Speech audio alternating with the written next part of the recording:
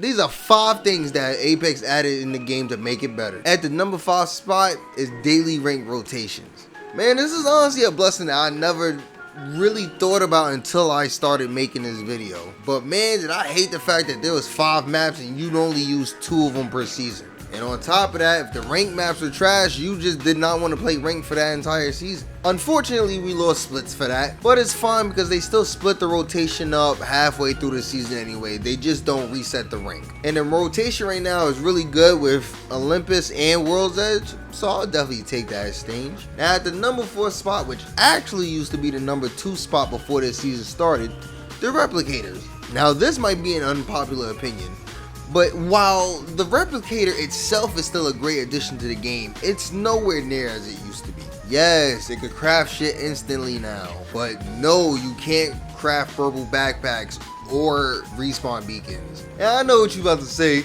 Well, D-Mac, it sounds like you don't like the Replicator. And while I do think it is worse, the reason why this is at the number 4 spot is, can you imagine if we didn't have the Replicator at all? No way to get your teammates banners except for going around to pick them up at all? No way to craft ammo at all? No way to craft a med kit or a shield battery at all? Even though it's not as good, the Replicator still being in the game is always a great addition that Apex added to the game.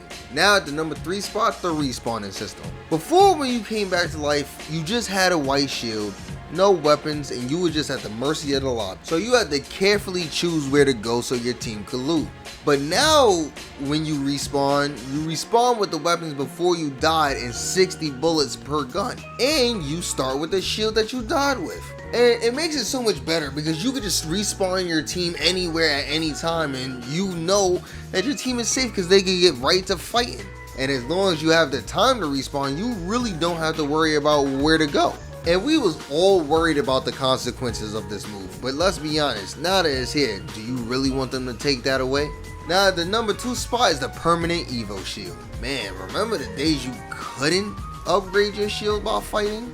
Honestly, that mechanic encourages people to play more aggressively, or just play the game in general, which is a positive step considering the whole rat wave we've had with the previous seasons.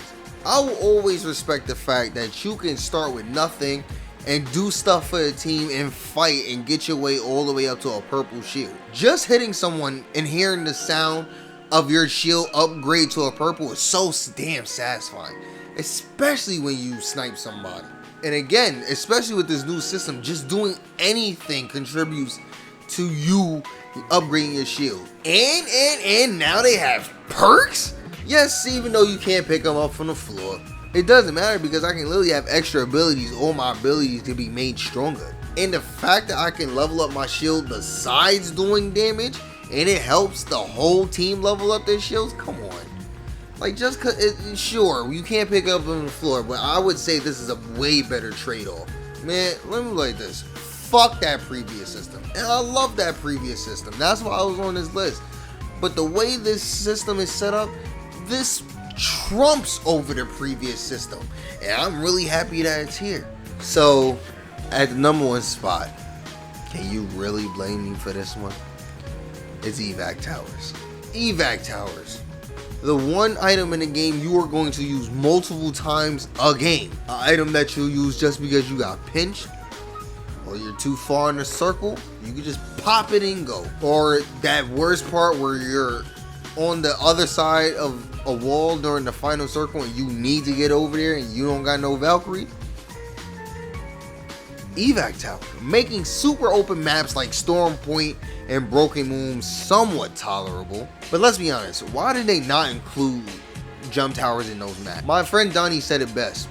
For Broken Moon, the only reason why they have so many zip rails is to cover up for the fact that there are so many walls blocking every place. And gravity cannons never point where you need to go, and the average person can't do those tricks that you be seeing on PC where they could just go wherever direction they want off their gravity cannon. Most of the time, I don't even know where to start to do that. And on top to mention that, you know what? I'm getting off topic.